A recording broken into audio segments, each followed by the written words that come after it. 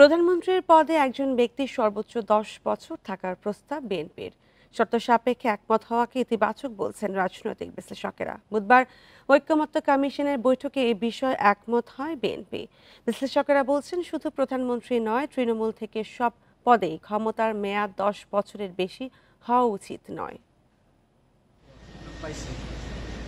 তিনটি প্রহসনের নির্বাচনের মাধ্যমে দেড় দশকেরও বেশি সময় ক্ষমতা কুক্ষিগত করে রেখেছিলেন স্বৈরাচার শেখ হাসিনা।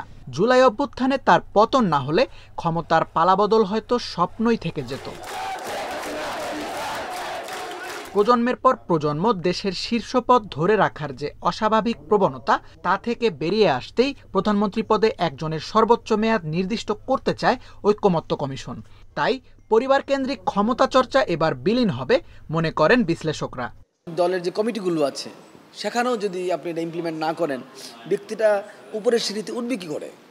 জনপ্রতিনিধিদের সকল স্তরে, এমনকি ইউনিয়ন পরিষদের মেম্বার থেকে শুরু করে প্রেসিডেন্ট পর্যন্ত সকল স্তরে ১০ বছরের বেশি কেউ ক্ষমতায় থাকতে পারবে না। এ প্রস্তাবে ঐকমত্যে পৌঁছানোকে দলগুলোর উদারতা বলে মনে করেন বিশ্লেষকরা। স্বাধীনতার ৫৪ বছর পর এমন ইতিবাচক সিদ্ধান্তে ফ্যাসিবাদ ফিরে আসার শঙ্কা কেটে যাবে বলে মনে করছেন তারা।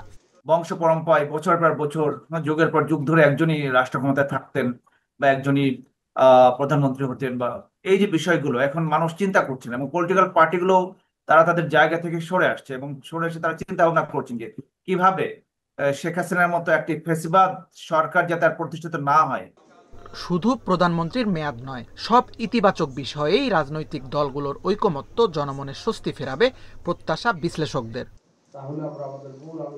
Tanvir Ahmed, independent News, Dhaka.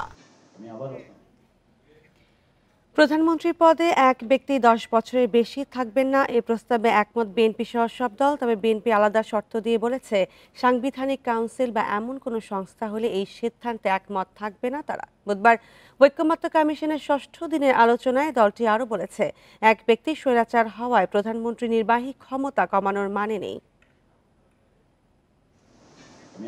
বুধবার জাতীয় ঐকমত্য কমিশনের দ্বিতীয় পর্বের বৈঠকের ৬ষ্ঠ দিন। আলোচনায় আসে প্রধানমন্ত্রীর মেয়াদ নির্ধারণ, সংবিধান ও রাষ্ট্রের মূলনীতি।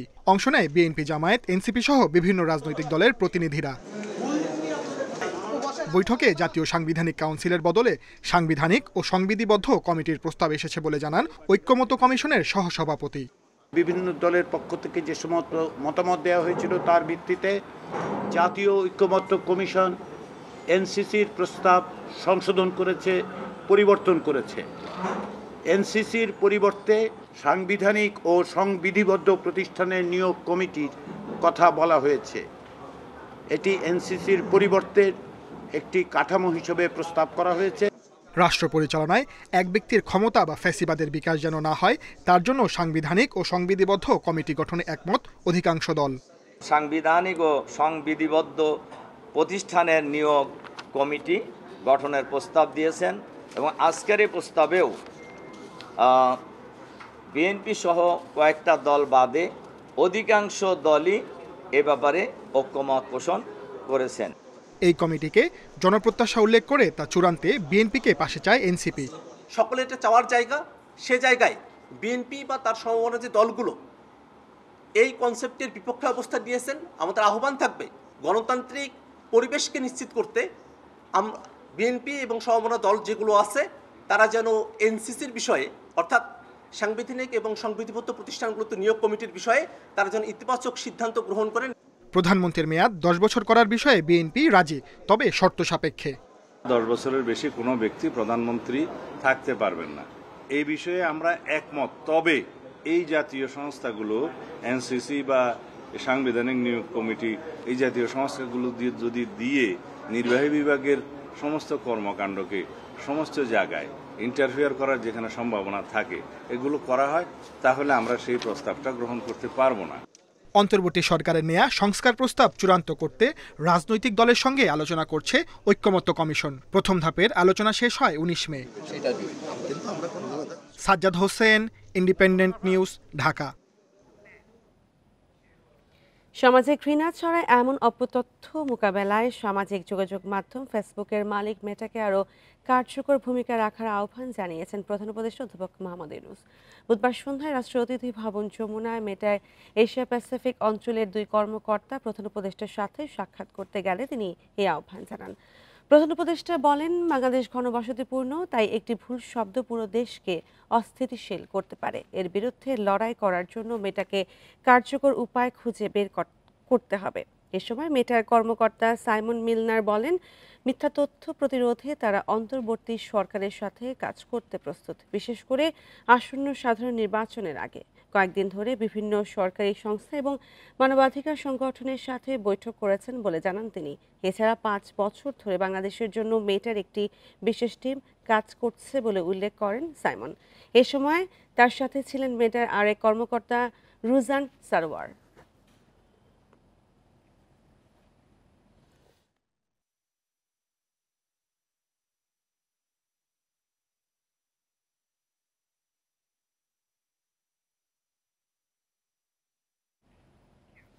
মব জাস্টিস নামে এক হিংস্র উন্মাদনা মানবতার শত্রু হয়ে দাঁড়িয়েছে বলে মন্তব্য করেছেন বিএনপির ভারপ্রাপ্ত চেয়ারম্যান তারেক রহমান। এটি গণতান্ত্রিক সংস্কৃতি গড়ে তোলার পরিবেশকে বিপন্ন করবে বলেও শঙ্কা জানান তিনি। নির্যাতিতদের সমর্থনে জাতিসংঘ ঘোষিত আন্তর্জাতিক দিবসে দেওয়া এক বিবৃতিতে তিনি এক শঙ্কার কথা জানান। তারেক রহমান বলেন, দেশ ফ্যাসিবাদ মুক্ত হলেও গণতন্ত্রের সুষ্ঠু চর্চা এখনো শুরু হয়নি। আর যেন একমাত্রিক রাষ্ট্রের প্রবর্তন না হয়, সেজন্য গণতন্ত্রকে গতিশীল ও এর ধারাবাহিকতা অব্যাহত রাখতে হবে। বিবৃতিতে বিএনপির ভারপ্রাপ্ত চেয়ারম্যান বলেন, মানবতা, ন্যায় বিচার, আইনের শাসন এবং অবাধ ও সুষ্ঠু নির্বাচনের সুমহান ঐতিহ্য গড়ে তুলতে হবে। একই সাথে গণতান্ত্রিক শক্তির অটুট ঐক্য বজায় রাখা জরুরি বলেও মনে করেন তিনি। এছাড়া আওয়ামী ফ্যাসিবাদী আমলে বাংলাদেশকে সর্বগ্রাসী রাষ্ট্রে পরিণত করা হয়েছিল মন্তব্য করে তারেক রহমান বলেন, সে সময় মত প্রকাশের স্বাধীনতা সহ সকল প্রকার নাগরিক স্বাধীনতাকে হরণ করা হয়েছিল।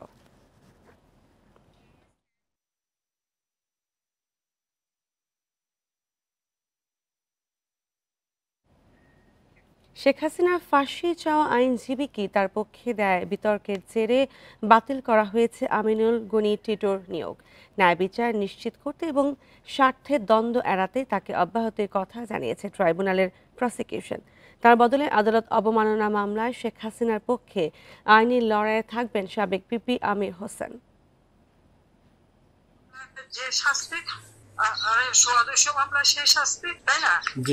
অভ্যুত্থানের মাধ্যমে ক্ষমতাচ্যুত শেখ হাসিনার সঙ্গে গাইবান্ধার আওয়ামী লীগ নেতা শাকিল আলম বুলবুলের ফোনালাপ ফাঁস হয় গত বছর অক্টোবরে। সেখানে সাবেক প্রধানমন্ত্রী বলেন, যেহেতু তার বিরুদ্ধে 227টি হত্যা মামলা হয়েছে, তার মানে 227 জনকে হত্যার লাইসেন্স পেয়ে গেছেন। এই ফোন কলের রেকর্ড তুলে ধরে 2 জনের বিরুদ্ধে আদালত অবমাননার মামলা করে ট্রাইব্যুনালের প্রসিকিউশন। পলাতক শেখ হাসিনা ও বুলবুলের পক্ষে মামলা পরিচালনায় 19 জন সুপ্রিম কোর্টের আইনজীবী আমিনুল গনি টিটোকে নিয়োগ দেয় ট্রাইব্যুনাল। কিন্তু 5 আগস্ট শেখ হাসিনার ফাঁসি চেয়ে তার দেয়া পোস্ট ঘিরে শুরু হয় বিতর্ক। বুধবার ট্রাইব্যুনালে মামলার শুনানি করতে চাইলে তার নৈতিকতা নিয়ে প্রশ্ন তোলে আদালত। ন্যায় বিচারের স্বার্থে শেখ হাসিনার মামলা থেকে তাকে সরে যেতে বলেন ট্রাইব্যুনালের চেয়ারম্যান। ওটি আমার রাজনৈতিক দৃষ্টিভঙ্গি ছিল, আর এটা পেশাগত আমার সততা। আমি একজন আইনজীবী হিসেবে আমার 36 বছরের ক্যারিয়ার কোনো স্পট নেই। আজকের এই পুরো ঘটনার ভেতর দিয়ে আমি খুব বেশি মানে আমাকে বলতেই পারি যে আমি একটু এম্বারাসিং একটা সিচুয়েশনের ভিতরে কিছুটা। পরে এই মামলায় ঢাকার বিশেষ আদালতের সাবেক পিপি আমির হোসেনকে শেখ হাসিনার আইনজীবী নিয়োগ করা হয়। তার বিরুদ্ধে মানবতা বিরোধী অপরাধের মূল মামলায়ও রাষ্ট্রের নিয়োগ করা আইনজীবী তিনি। এই মামলায় স্টেট ডিফেন্স থেকে তাকে প্রত্যাহার করিয়ে অ্যাডভোকেট জনাব আমির হোসেনকে এই মামলায় নতুন করে স্টেট ডিফেন্স হিসেবে এঙ্গেজ করেছে এবং এই মামলায় পরবর্তী প্রসিকিউশন এবং স্টেট ডিফেন্স এবং অ্যামিকাস কিউরি 3 জনের পক্ষ থেকেই পরবর্তী শুনানি।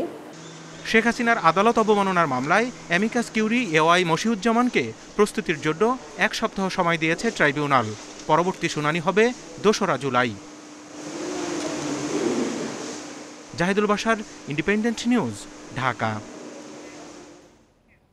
নুরুল হুদার পর এবার গ্রেপ্তার হলেন সাবেক প্রধান নির্বাচন কমিশনার কাজী হাবিবুল আওয়াল। বুধবার দুপুরে রাজধানীর মগবাজার থেকে তাকে গ্রেপ্তার করা হয়। পুলিশ জানায় বারবার জায়গা বদলের কারণে হাবিবুল আওয়াল গ্রেপ্তারের বেগ পেতে হয়েছে। সব প্রক্রিয়া শেষে আজ আদালতে তোলা হবে সাবেক সিইসিকে। 2014, 2018 ও 2024 সালের সংসদ নির্বাচনে ব্যাপক কারচুপির অভিযোগ বিএনপি সহ কয়েকটি দলের। গত রোববার শেরেবাংলা নগর থানায় মামলা করে বিএনপি। এতে সাবেক 3 প্রধান নির্বাচন কমিশনার, সাবেক প্রধানমন্ত্রী শেখ হাসিনা সহ 24 জনকে আসামি করা হয়। ওই দিন সন্ধ্যায় গ্রেপ্তার হয় সাবেক সিইসি নুরুল হুদা। গুঞ্জন ওঠে কাজী হাবিবুল আওয়ালকে গ্রেপ্তারেরও। অবশেষে বুধবার দুপুরে রাজধানীর মগবাজার থেকে তাকে গ্রেপ্তার করা হয়। পুলিশ জানায় কয়েকটি জায়গায় অভিযান চালিয়ে তাকে গ্রেপ্তার করা হয়েছে। মুক্ত মামলার তিনি 20 নম্বর এজাহারভুক্ত আসামি। তা আমরা তাকে গ্রেপ্তারের জন্য বেশ কয়েকদিন যাবৎ কাজ করি এবং কাজ করার একটা পর্যায়ে আজকে দুপুর 1টার সময় ঢাকা মহানগরীর গোয়েন্দা বিভাগের একটি টিম দুপুর 1টার সময় মগবাজারের একটি বাসা থেকে, বাসভবন থেকে তাকে আমরা গ্রেপ্তার করতে সক্ষম হই। প্রাথমিক জিজ্ঞাসাবাদ শেষে আদালতে তোলা হবে সাবেক সিইসি কাজী হাবিবুল আওয়ালকে।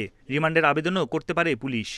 আমাদের যে ইনিশিয়াল কিছু ম্যানেজমেন্ট আছে, অর্থাৎ তার মেডিকেল চেক আপ করা, কিছু ডেটাবেস মেনটেন করা এবং তৎপরবর্তী থানার যে তদন্তকারী কর্মকর্তা তিনি আসবেন তার নিকট আমরা হস্তান্তর করব। হস্তান্তরের পরবর্তীতে তাকে বিজ্ঞ আদালতে প্রেরণ করা হবে। 2022 সালে প্রধান নির্বাচন কমিশনারের দায়িত্ব নেন কাজী হাবিবুল আওয়াল।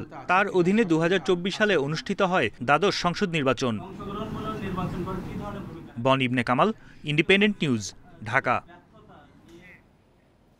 জাতীয় নির্বাচনের আগে স্থানীয় সরকার নির্বাচন চায় জামায়াত ইসলামী। বুধবার দুপুরে রাজধানীর আগারগাঁয় নির্বাচন ভবনে সিইসির সঙ্গে বৈঠকে দাবি তুলে ধরেন দলটির প্রতিনিধিরা। বর্তমান নির্বাচন কমিশনের প্রতি আস্থার কথাও জানান তারা।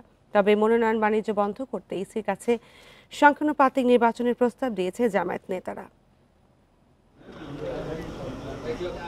বুধবার আগারগাঁয়ে সিইসি এএমএম নাসির উদ্দিনের সাথে বৈঠকে জাতীয় নির্বাচন নিয়ে নিজেদের প্রস্তাবনা তুলে ধরেছে জামায়াত ইসলামী। বৈঠক শেষে বেরিয়ে 3 সদস্যের প্রতিনিধি দলের পক্ষে কথা বলেন দলের সহকারী secretary general doctor Hamidur Rahman Azad. জানান আগামী জাতীয় নির্বাচনের আগেই স্থানীয় সরকারের ভোট চাইছেন তারা। লোকাল গভর্নমেন্ট ইলেকশন যদি দলীয় সরকারের অধীনে হয়, তখন যে ঘটনাটা আমরা অতীতে অবলোকন করেছি সেটা হচ্ছে দলীয় প্রার্থীদেরকে চেয়ারম্যান মেম্বার বানানোর জন্য, মেয়র বানানোর জন্য এখানে দলীয় প্রভাব, তার চাইতে বড় যে কাজটা অন্যায়ভাবে করে সরকারগুলো, গভর্নমেন্ট টোটাল ইনস্টলমেন্টকে কাজে লাগিয়ে ভোটকে, ইলেকশনকে প্রভাবিত করে দলীয় প্রার্থীকে জিতিয়ে আনে। দুর্নীতি ও মনোনয়ন বাণিজ্য বন্ধ করতে সংখ্যানুপাতিক নির্বাচনের আহ্বান জানান জামায়াত নেতারা। বর্তমান কমিশনের প্রতি আস্থার কথাও তুলে ধরেন তারা। পিআর পদ্ধতি নির্বাচনের একটা সুন্দর পদ্ধতি, বিশ্বের বিভিন্ন দেশে আছে এবং সুষ্ঠু নির্বাচনের জন্য এটা একটা সুন্দর পদ্ধতি আমরা মনে করি। ঐক্যমত্য কমিশনেও আমরা এটা উঠিয়েছি, এটা আলোচনা চলমান। আজকে ইলেকশন কমিশনের কাছেও আমরা আনুষ্ঠানিক বৈঠকের মধ্য দিয়ে এটা দাবি উত্থাপন করেছি। প্রবাসীদের ভোটাধিকার প্রয়োগে প্রয়োজনীয় উদ্যোগ নিতে নির্বাচন কমিশনের প্রতি আহ্বান জানায় জামায়াত ইসলামী।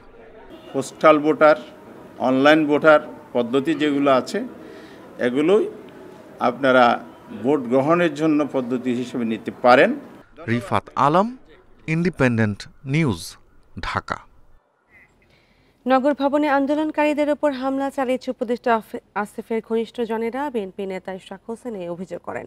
বুধবার দুপুরে জাতীয় প্রেস ক্লাব সংবাদ সম্মেলনে তিনি হুঁশিয়ারি দেন, প্রতিহিংসামূলক আচরণ করলে আন্দোলন ছড়িয়ে পড়বে রাজপথে। এদিকে সোমবার থেকে আন্দোলন তুলে নেয়ার স্বাভাবিক হয়েছে দক্ষিণ সিটি কর্পোরেশনের সেবা কার্যক্রম। মঙ্গলবার নগর ভবনে দুই পক্ষের সংঘর্ষে আহত হয় বেশ কয়েকজন। একে প্রতিপক্ষের হামলা বলে অভিযোগ করেন বিএনপি নেতা ইশরাক হোসেন। এসব নিয়ে বুধবার সংবাদ সম্মেলন করেন ইশরাক। তিনি অভিযোগ করেন, নগরবাসীর স্বতঃস্ফূর্ত আন্দোলন ঠেকাতে সরকারের মদতপুষ্ট একটি মহল হামলা করেছে। মন্তব্য করেন, নতুন একটি রাজনৈতিক দলকে সুবিধা দিচ্ছে সরকার। কারো প্ররোচনায় বা নিজ সিদ্ধান্তে আন্দোলনে অংশগ্রহণকারী কর্মকর্তা ও কর্মচারীদের বিষয়ে প্রতিহিংসামূলক পদক্ষেপের চিন্তা ভুলক্রমে করবে না, এটি একটা সতর্কবাণী হিসাবে আমি দিচ্ছি। এর কোনো ব্যত্যয় হলে ঢাকা নগরবাসী মেনে নিবে না এবং পুনরায় আন্দোলন শুরু হলে তার নগর ভবনের গণ্ডি পেরিয়ে রাজপথে গড়াবে, সেটি করা উচিত হবে।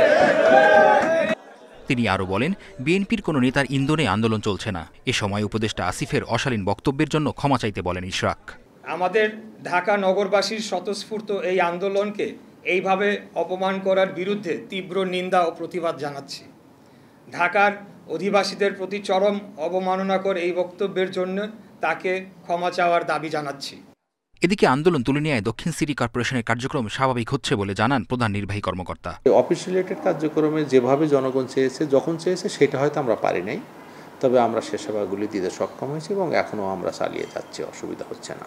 আর অফিস খোলার পরে তো মোটামুটি সব সেবাই এখন ফুল সুইংয়ে শুরু হয়েছে। দুই পক্ষের টানাপোড়েনের কারণে আর যেন ব্যাহত না হয় সেবা কার্যক্রম, সেটাই চাওয়া নগরবাসীর। মেহেদী হাসান, ইন্ডিপেন্ডেন্ট নিউজ, ঢাকা। 2025 সালের উচ্চ মাধ্যমিক ও সমমানের পরীক্ষা শুরু আজ সকাল 10টায়। বাংলা প্রথম পত্র পরীক্ষার মাধ্যমে শুরু হবে লিখিত পরীক্ষা, যা চলবে 10 আগস্ট পর্যন্ত। এই বছর সারা দেশে মোট 12,51,111 জন পরীক্ষার্থী এইচএসসি ও সমমানের পরীক্ষার অংশ নিচ্ছেন। এর মধ্যে সাধারণ 9টি শিক্ষা বোর্ডের অধীনে পরীক্ষার্থী প্রায় 10,55,000, মাদ্রাসা বোর্ডের অধীনে আলিম পরীক্ষার্থী 86,000-এর বেশি এবং কারিগরি শিক্ষা বোর্ডের অধীনে রয়েছে 1,09,000-এর বেশি পরীক্ষার্থী। এবার মোট 2,797টি কেন্দ্রে অনুষ্ঠিত হবে এইচএসসি পরীক্ষা। 2024 সালের তুলনায় এবছর পরীক্ষার্থী কমেছে 81,882 জন। করোনা ঝুঁকি এড়াতে কেন্দ্রে ঢোকার সময় পরীক্ষার্থী সহ সংশ্লিষ্ট সবার মাস্ক পরা বাধ্যতামূলক এবং হ্যান্ড স্যানিটাইজার ব্যবহারের নির্দেশনা দিয়েছে শিক্ষা বোর্ড।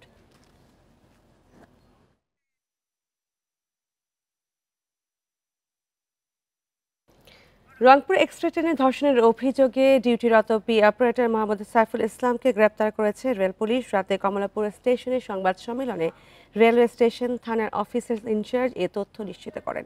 জানান, কমলাপুর থেকে রংপুরগামী রংপুর এক্সপ্রেস ট্রেনে এই ঘটনা ঘটে। ভুক্তভোগীর অভিযোগ, গন্তব্যে পৌঁছে দেওয়ার কথা বলে তাকে ট্রেনে তোলা হয়।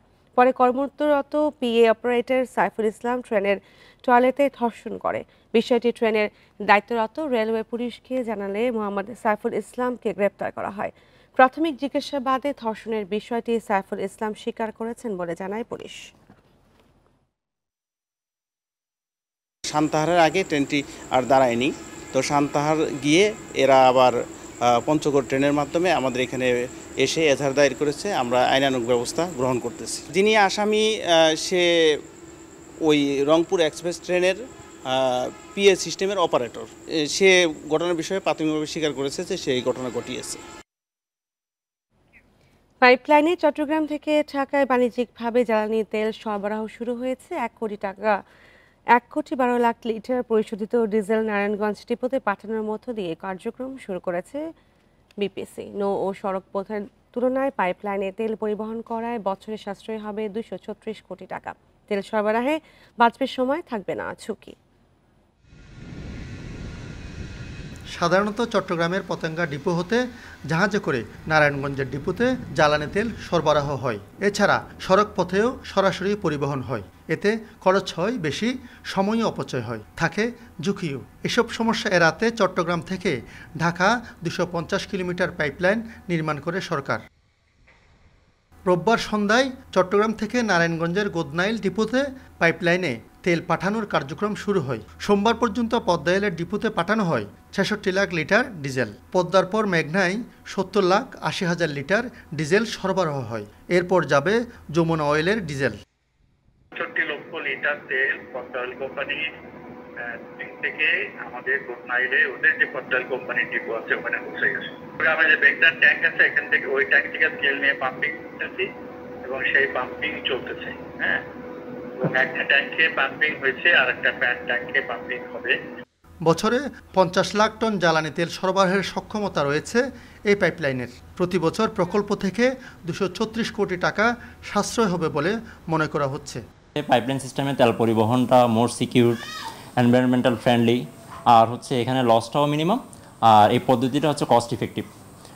ওই জন্য সব জায়গায় বা পুরো ওয়ার্ল্ডেই লং ডিস্টেন্সে তেল যদি মাস ভলিউমে আপনার তেল পরিবহন করতে হয়, পাইপলাইনটা ইউজ করা হয়। 2024 সালের ডিসেম্বরে শেষ হয় পাইপলাইন প্রকল্পের কাজ। ব্যয় হয় 3,699 কোটি টাকা। আলমগীর সবুজ, ইন্ডিপেন্ডেন্ট নিউজ, চট্টগ্রাম। একটু আগেই বলছিলাম কিশোর চক্রের দৌরাত্ম্য বেড়ে গেছে এবং কিশোর চক্রের দৌরাত্ম্য নিয়ে আরও জানাতে পিরোজপুর থেকে যুক্ত হচ্ছেন সহকর্মী তামিম সর্দার।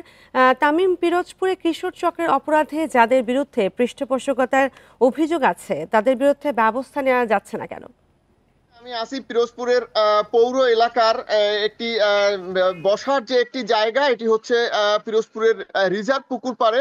আমরা আসলে দীর্ঘদিন ধরে দেখছি যে কিশোর অপরাধ একটি বড় রকম সামাজিক অপরাধে পরিণত হয়েছে এবং এটি আসলে ব্যাঙের ছাতার মতো গজিয়ে উঠে এটি ব্যাপক আকারে ছড়িয়ে যাচ্ছে। এই কিশোর অপরাধকে আসলে কিন্তু চাইলেও নিয়ন্ত্রণ করা যাচ্ছে না, কারণ এদের আইনের আওতায়ও আনাটা অনেকটা কঠিন। কারণ হচ্ছে এই যে কিশোর অপরাধ, এরা আসলে সবাই বয়সে কম এবং কিশোর, যাদের বয়স হচ্ছে 12 থেকে সর্বোচ্চ 18। আমরা এই কিশোর অপরাধ বিষয়ে কথা বলেছিলাম বিভিন্ন শিক্ষা প্রতিষ্ঠানের শিক্ষক এবং অভিভাবক এবং বিভিন্ন সুশীল সমাজের ব্যক্তিবর্গের সাথে। তারা আসলে যে বিষয়টি আমরা দেখেছি যে শিক্ষকরা আসলে তারা আসলে যে বিষয়টি অভিযোগ করেছেন সেটি হচ্ছে বিভিন্ন শিক্ষা প্রতিষ্ঠান, স্কুল, বিশেষ করে স্কুলে এবং কলেজে যে ছাত্র রাজনীতিটা আসলে রন্তে রন্তে ঢুকে গেছে, এটি আসলে কিশোর অপরাধের একটি অন্যতম কারণ বলে শিক্ষকরা আসলে এটাকে ধারণা দিচ্ছেন। এবং এছাড়া আমরা অভিভাবকদের সাথে কথা বলেছিলাম, অভিভাবকরা কিন্তু অনেকেই আসলে শিক্ষা প্রতিষ্ঠানের উপরে গুরুত্ব দিয়েছেন, যেমন স্কুল কলেজের উপরে। অভিভাবকরা অনেকেই আসলে অভিযোগ তাদের যে স্কুলে ঠিকমতো পড়াশোনা হয় না, এজন্য আসলে শিক্ষার্থীদের একটা বড় অংশ আসলে স্কুল ফাঁকি দিয়ে তারা আসলে বিভিন্ন অপরাধে জড়িয়ে পড়ছে। এবং এই কিশোর গ্যাংয়ের ফলে এই কিশোর অপরাধটা বেড়ে যাচ্ছে, যেমন ইপ্রিজিং, মাদক, তারপর হচ্ছে চুরি, ছিনতাই, এগুলো আসলে বহু অংশে বেড়ে গেছে। আমি যদি পিরোজপুরের কথা বলি, পিরোজপুর সদর উপজেলা, মঠবাড়িয়া, ভান্ডারিয়া, নেসারাবাদ, নাজিরপুর সব বিভিন্ন উপজেলায় কম বেশি কিশোর অপরাধটি হয়ে আসছে। তবে আমরা এই বিষয়ে কথা বলেছিলাম পিরোজপুরের পুলিশ সুপারের সাথে। পিরোজপুরের পুলিশ সুপার যে বিষয়টি জানিয়েছেন যে 5 তারিখের পর অর্থাৎ 5ই আগস্টের পরে দেশের অবস্থা কিছুটা একটু টালমাটাল থাকলেও বিগত 5-6 মাস ধরে আসলে পিরোজপুরের অবস্থা অনেক ভালো এবং কিশোর অপরাধটা আসলে নির্মূল করার জন্য, শুধু কিশোর অপরাধ নয়, বিভিন্ন অপরাধ নির্মূলের জন্য জেলা পুলিশ কাজ করে যাচ্ছে। তারা আসলে এই কিশোর অপরাধ নির্মূলের জন্য স্পেশাল একটি ফোর্স রয়েছে, যারা সার্বক্ষণিক যে জায়গাগুলোতে ইপ্রিজিং হতে পারে, মাদকের আনাগোনা হতে পারে, সে জায়গাগুলোতে পুলিশ কিন্তু টহল দিচ্ছে। এবং প্রতি শুক্রবারে পিরোজপুর জেলার বিভিন্ন উপজেলার বিভিন্ন ইউনিয়নে আসলে পুলিশ কিন্তু তাদের কাজগুলো করছে। বিভিন্ন মসজিদে তারা কিন্তু আসলে প্রচারণা করছে এবং কমিউনিটি পুলিশিং এর যে একটা কার্যক্রম, এটি কিন্তু পিরোজপুরে সচল আছে। তো সব মিলিয়ে জেলা পুলিশ সুপার যে বিষয়টি জানিয়েছেন যে আসলে কিশোর অপরাধ নির্মূলে সহ বিভিন্ন দৌরাত্ম্য নিয়ে জানাচ্ছিলেন সহকর্মী তামিম সর্দার। চাঁপাইনবাবগঞ্জে পৌরসভায় ডেঙ্গুর প্রকোপ বাড়ায় 4টি এলাকাকে হটস্পট হিসেবে চিহ্নিত করেছে প্রশাসন। ঘরে ঘরে আক্রান্তদের মধ্যে দেখা যাচ্ছে জ্বর, তীব্র ব্যথা সহ অন্যান্য উপসর্গ। 6 মাস প্রায় 800 রোগী শনাক্ত হয়েছেন। স্থানীয়দের অভিযোগ, মশা নিধনে নেই পর্যাপ্ত ব্যবস্থা। 6টি ফগার মেশিনের সবাই ত্রুটিপূর্ণ হওয়ার বিপাকে পৌরবাসী।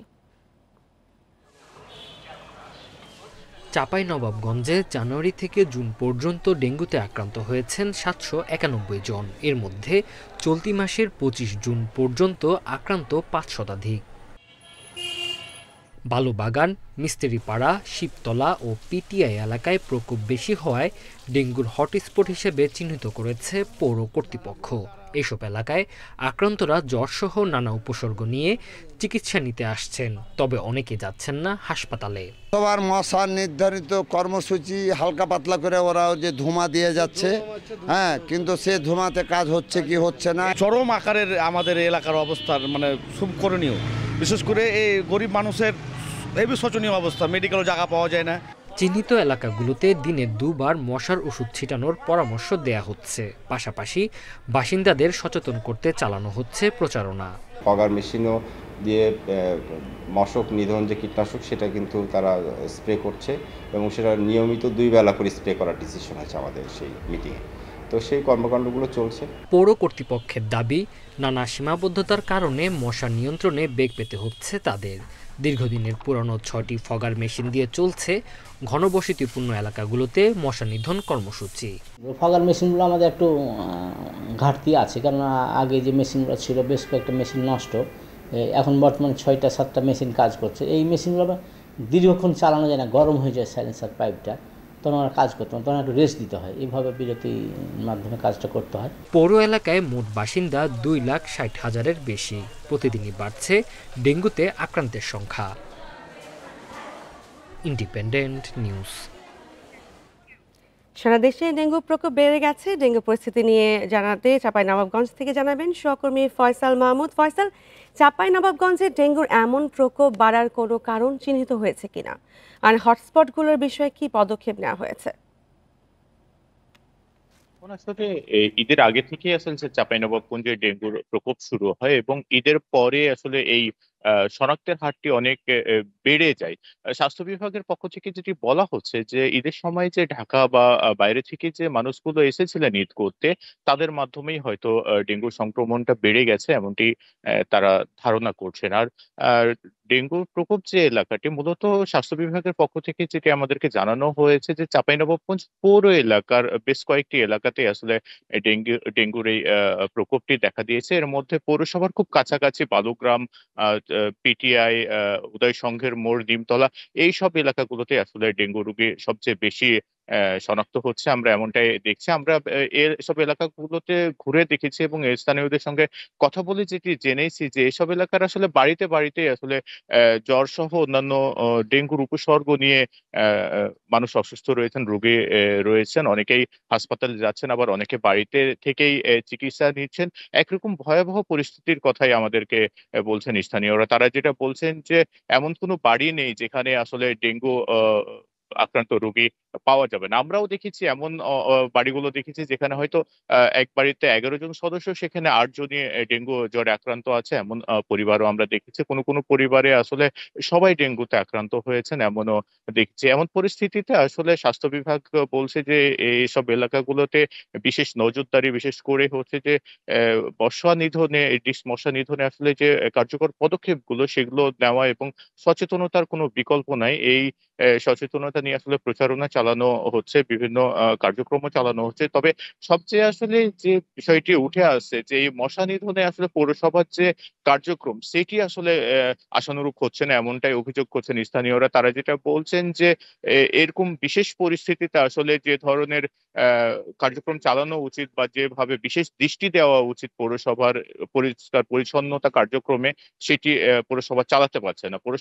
পৌর কর্তৃপক্ষ আসলে আমাদের কাছে এটি স্বীকারও করে নিয়েছেন যে তাদের নানান সীমাবদ্ধতা রয়েছে, এমনকি যে মশা নিধনের জন্য সবচেয়ে গুরুত্বপূর্ণ মশানাশক যে ওষুধ ছিটানোর ফগার মেশিন, সেই ফগার মেশিন গুলো আসলে ত্রুটিযুক্ত এবং এই পুরো পৌর এলাকার জন্য মাত্র 6টি ফগার মেশিন রয়েছে পৌরসভার হাতে এবং সেগুলো ত্রুটিযুক্ত হওয়ায় আসলে পুরোপুরি মশা নিধন কর্মসূচি চালানো যাচ্ছে না, এমনটাই আমাদেরকে জানাচ্ছেন। সব মিলিয়ে আসলে পৌরসভার বেশ কয়েকটি এলাকায় যেসব এলাকাতে আসলে ডেঙ্গুর স্পট হিসাবে চিহ্নিত করা হয়েছে, সেই এলাকার মানুষগুলো বেকায়দায় রয়েছে এবং তারা চাচ্ছেন যে দ্রুত যাতে এলাকায় মশা নিধন কর্মসূচি জোরদার করা হয়। ডেঙ্গুর প্রকোপে উদ্বেগ এবং সে চাঁপাইনবাবগঞ্জ থেকে জানাচ্ছিলেন সহকর্মী ফয়সাল মাহমুদ। এনবিআর আন্দোলনের পেছনে সুবিধাভোগী ব্যবসায়ীদের ইন্ধন দেখছেন অর্থ উপদেষ্টা। তাই বৃহস্পতিবার আন্দোলনরত কর্মীদের সঙ্গে বৈঠকের আহ্বান জানান তিনি। বুধবার সচিবালয়ে এসব কথা জানান অর্থ উপদেষ্টা। যদিও এই আহ্বানে সাড়া না দিয়ে 28 জুন মার্চ টু এনবিআর কর্মসূচির ঘোষণা দেন আন্দোলনরত কর্মীরা। এদিকে বুধবার সারা দেশে কলম বিরতি কর্মসূচি পালন করেন তারা।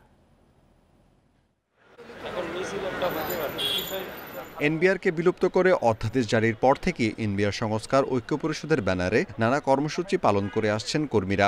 সর্বশেষ রাজস্ব বোর্ড সংস্কারে গঠন করা কমিটির গ্রহণযোগ্যতা নিয়ে প্রশ্ন তুলে আবারও কলম বিরতি পালন করছেন তারা। সংকট নিরসনে বৃহস্পতিবার আন্দোলনরত কর্মীদের সঙ্গে বৈঠকের আহ্বান জানিয়েছিলেন অর্থ উপদেষ্টা। যদিও বুধবার টানা তৃতীয় দিনের মতো কলমবিরতি পালন করে এনবিআর কর্মীরা। পরে সংবাদ সম্মেলনে তারা জানান, অর্থ উপদেষ্টার সঙ্গে আলোচনায় অংশ নেবেন না কর্মীরা। 28 জুন সারা দেশের কর, কাস্টমস ও ভ্যাট বিভাগের সব দপ্তর থেকে এনবিআর অভিমুখে মার্চ টু এনবিআর কর্মসূচির ঘোষণাও দেন তারা। আগামীকাল অর্থ উপদেষ্টা মহোদয়ের সাথে সভার প্রস্তুতি গ্রহণ করার লক্ষ্যে আজ সকাল 10টায় একটি সভা আহ্বান করা হয়েছে। তবে নোটিশটি এনবিআর সংস্কার ঐক্য পরিষদকে পাঠানো হয়নি। ধরে নেওয়া যায় একদিন আগের তারিখ দিয়ে জারিকৃত এই সভার নোটিশটি একটি আইওয়াশ ছাড়া আর কিছুই নয়। এদিকে সচিবালয়ে অর্থ উপদেষ্টা বলেন, এনবিআর সংস্কার প্রক্রিয়াকে বাধাগ্রস্ত করতে কর্মচারীদের চলমান আন্দোলনের পেছনে ব্যবসায়ীদের ইন্ধন কাজ করছে। কর্মস্থলে অনুপস্থিতির ফলে সারা দেশের ব্যবসা বাণিজ্য, আমদানি রপ্তানিতে প্রভাব পড়ছে বলে জানান তিনি। এটা তো আপনার আমার ব্যাপার না, পুরা দেশের আপনার ব্যবসা বাণিজ্য, শুধু রাজস্ব ছাড়াও তো ব্যবসা বাণিজ্য, পোর্ট, ল্যান্ড পোর্ট, আইসিটি, এগুলো তো সব ব্যবসা বাণিজ্য রিলেটেড, পার্সোনাল তো আছেই। অতএব আমি আশা করি ওটা কালকে, আমি বলেছি এমন কোনো সমস্যা নাই পৃথিবীতে যে সমস্যার সমাধান করা যাবে। বৃহস্পতিবার দুপুর 12টা থেকে বিকাল 5টা পর্যন্ত আন্তর্জাতিক যাত্রী সেবা ও রপ্তানি ছাড়া এনবিআরের সব দপ্তরে অবস্থান কর্মসূচি ও কলমবিরতি পালন করবে কর্মীরা। Amirul Islam, independent News, Dhaka. ক্ষতিকর গুল্ম পার্থেনিয়াম নিধনে মাঠে নেমেছে যশোরের প্রশাসন। পাশাপাশি মানুষ, প্রাণী ও ফসল উৎপাদনে পার্থেনিয়ামের ক্ষতির বিষয়ে প্রচারণায় নেমেছে স্থানীয় একটি স্বেচ্ছাসেবী সংগঠন। ক্ষতিকর এই উদ্ভিদ চেনার উপায় ও নির্মূলের পদ্ধতি জানাচ্ছেন তারা। তাদেরকে সহায়তা করছে কৃষি ও প্রাণী সম্পদ বিভাগ ও জেলা প্রশাসন। যশোরের বিভিন্ন এলাকায় ছড়িয়ে পড়ছে ক্ষতিকর পার্থেনিয়াম গাছ। ফুল ফোটার সময় গাছটি মানুষ ও গবাদি পশুর জন্য ক্ষতিকর হয়ে ওঠে। এছাড়া পার্থেনিয়ামের কারণে কমে জমির উর্বরতা। দেখতে অনেকটা ধনিয়া ও চন্দ্রমল্লিকা গাছের মতো এই গুল্মজাতীয় উদ্ভিদের ক্ষতির বিষয়ে ধারণা নেই বেশিরভাগ মানুষের। সম্প্রতি ইন্ডিপেন্ডেন্ট টেলিভিশনে পার্থেনিয়ামের ক্ষতিকর দিক নিয়ে প্রতিবেদন প্রচারের পর গাছটি নির্মূলের উদ্যোগ নিয়েছে প্রশাসন ও সচেতন নাগরিকরা। জনসচেতনতা বাড়াতে কাজ শুরু করেছে ইয়াহান সামাজিক সংঘ নামে একটি স্বেচ্ছাসেবী সংগঠন। আমরা মানুষের মাঝে একটা সচেতনতা তৈরি করতে চাই। এই সচেতনতার মাধ্যমেই আমরা এই বিষাক্ত আগাছাকে নির্মূল করতে চাই। সামাজিক সংগঠনের থেকে চাই সমস্ত মানুষ এটা জানুক এবং তার নিজ নিজ এলাকায় পার্থেনিয়াম নির্মূল কাজ করুক। কৃষি ও প্রাণী সম্পদ বিভাগ বলছে, গাছটির ক্ষতিকর দিক সম্পর্কে কৃষকদের জানানো হচ্ছে। উদ্ভিদটি নির্মূলে সবার সমন্বিত উদ্যোগে জোর কর্মকর্তাদের। সবার একটা সমন্বিত প্রয়াস এখানে দরকার। সমন্বিতভাবে আমরা যদি কাজ করি তাহলে আমার মনে হয় এটা আমরা যেটা চাচ্ছি আর কি, এটা নিধন করতে বা বংশ বিস্তার রোধ করতে সেটা সম্ভব। কাজ প্রোগ্রাম শুরু করলাম। এভাবে প্রত্যেক ব্লকে যেখানে আমরা পার্থেনিয়াম দেখব সেখানে কৃষকদের সম্পৃক্ত করে সেটা ধ্বংস করার জন্য আমরা ব্যবস্থা নিব। বিশেষ করে ভেজিটেটিভ গ্রোথ স্টেজে আমরা এটা ধ্বংসকরণ করব। বেশিরভাগ ক্ষেত্রে পতিত জমিতেই পার্থেনিয়াম হচ্ছে জানিয়ে গাছটি নির্মূলে সব ধরনের সহযোগিতার আশ্বাস জেলা প্রশাসনের। যেখানে পতিত জমি পড়ে আছে, চাষাবাদ হচ্ছে না বা অন্য কিছু হচ্ছে না, সেখানে কিন্তু এই গাছগুলো হচ্ছে। এটা যেমন আমাদের ফসলের ক্ষতি করছে, এটা কিন্তু প্রাণী এবং প্রকৃতিরও এটা কিন্তু ক্ষতি করার একটা বিষয় আছে। কাজে এটা যেন না হয় এই বিষয়ে আমাদের কাজ করছে। পাশাপাশি যদি আমাদের কোনো সহযোগিতা থাকে আমরা। বিশেষজ্ঞরা বলছেন, পার্থেনিয়াম গাছ যত্ন ছাড়াই বেড়ে ওঠে। বাতাসে ভেসে কয়েকশো মাইল দূরেও বংশবিস্তার করে এটি। তাই ক্ষতিকর গাছটি নির্মূলে সবাইকে উদ্যোগী হওয়ার আহ্বান সংশ্লিষ্টদের। Independent news. রাঙামাটি রাজবন বিহারে নির্মিত হচ্ছে দেশের সর্ববৃহৎ প্যাগোডা। ইতিমধ্যে বিশ্বশান্তি প্যাগোডার নির্মাণ কাজ শেষ হয়েছে প্রায় 70%। রাজবন বিহার কর্তৃপক্ষ জানিয়েছে, নির্মাণ শেষে বিশ্বের সুউচ্চ প্যাগোডাগুলোর মধ্যে স্থান করে নেবে বিশ্বশান্তি প্যাগোডাটি। বৌদ্ধ ধর্মসাধক বনভান্তের স্বপ্ন অনুসারে রাঙামাটি রাজবন বিহারে নির্মিত হচ্ছে দেশের সর্ববৃহৎ রাজবন বিহার বিশ্বশান্তি প্যাগোডা। এটি উচ্চতায় 354 ফুট আর প্রস্থে 230 ফুট। প্যাগোডাটির নির্মাণ কাজ শুরু হয় 2014 সালে। ইতিমধ্যে শেষ হয়েছে 70%-এর বেশি কাজ। বিহার পরিচালনা কমিটি জানিয়েছে, দৈর্ঘ্যে প্রস্থে এটি দেশের সর্ববৃহৎ ও বিশ্বে তৃতীয় বৃহত্তম প্যাগোডা। বুদ্ধদের যে বাংলাদেশে যে একটা বড় একটা বিশ্বশান্তি প্যাগোডা আসে, সেটা একটু ছড়িয়ে পড়বে। এটা একটা সম্পদ যা বৌদ্ধ বিশ্বে বাংলাদেশের পরিচিতি হতে পারবে। নির্মাণ শিল্পীদের নিখুঁত কাজে ভেসে উঠছে দৃষ্টিনন্দন দৃশ্য। এখন চলছে চূড়াগুলোর নির্মাণ কাজ। অবকাঠামোটি 10 মাত্রার ভূমিকম্প সহনীয় বলে জানিয়েছেন প্রকৌশলীরা। যদি কোনো কাজের ভুল ভ্রান্তি কোনো কিছু থাকে তাহলে স্যারের সাথে যোগাযোগ করে আবার সেই কাজগুলোকে মোটিভেশন করে আবার আমরা সেই কাজগুলো সঠিকভাবে করে থাকি। 70% কাজ মোটামুটি শেষ, আর আশা করি এই পর্যায়ে যদি আমরা কাজটা চালিয়ে নিতে পারি আগামী 5 বছরের ভিতর আমরা একটা পূর্ণাঙ্গ প্যাগোডা রূপে এটা দেখবো বলে আমরা আশা করি। প্যাগোডাটি নির্মাণে রাঙামাটির সৌন্দর্য আরও বাড়বে। এতে পর্যটক বাড়ার আশা জেলা প্রশাসকের। এই স্থাপনাটা যদি তৈরি হয় আমাদের লেকের সাথে, আমরা আশা করছি ধর্মীয় নেতৃবৃন্দ যদি সেখানে অনুমতি দেয় পর্যটকদের গমনের জন্য, তাহলে প্রচুর পর্যটক এটা আকর্ষণ করতে সক্ষম হবে, যেটা এই জেলার পর্যটন শিল্পকে একটি নতুন মাত্রা দেবে বলে আমাদের কাছে মনে হয়। 4 তলা বিশিষ্ট প্যাগোডাটি 228টি পিলারের উপর নির্মাণ হচ্ছে। পুণ্যার্থীদের দানের টাকায় নির্মিত হচ্ছে শত কোটি টাকার রাজবন বিহার বিশ্ব শান্তি প্যাগোডা। Independent news. আর ছিল এখনকার সংবাদ। ইন্ডিপেন্ডেন্ট টেলিভিশনের সব খবর বিস্তারিত জানতে চোখ রাখুন ফেসবুক, ইউটিউব ও এক্সে। ধন্যবাদ সবাইকে।